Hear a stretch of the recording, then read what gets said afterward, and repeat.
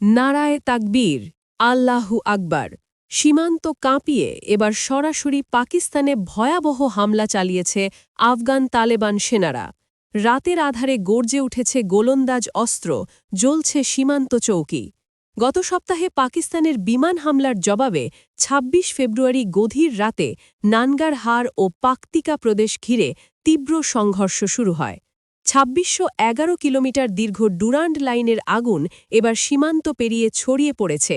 আফগান সামরিক সূত্র জানিয়েছে, আন্তর্জাতিক গণমাধ্যম আল জাজিরাকে, সংঘর্ষে ১০ পাকিস্তানি সেনা নিহত, ১০টি চৌকি দখল। তালেবান কর্তৃপক্ষ এই তথ্য নিশ্চিত করেছে। কিন্তু পাল্টা হুঁশিয়ারি দিয়েছে ইসলামাবাদ।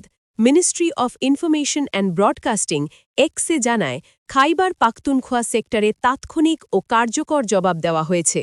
একাধিক আফগান চৌকি ধ্বংস, ভারী হতাহতের দাবি।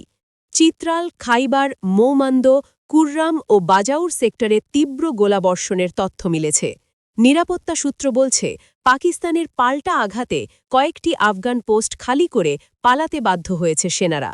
তবে ১০ সেনা নিহতের আফগান দাবিতে এখনও সরাসরি মন্তব্য করেনি পাকিস্তান, আর আফগানিস্তানও ডুরান্ড লাইনকে আনুষ্ঠানিকভাবে স্বীকৃতি দেয় না।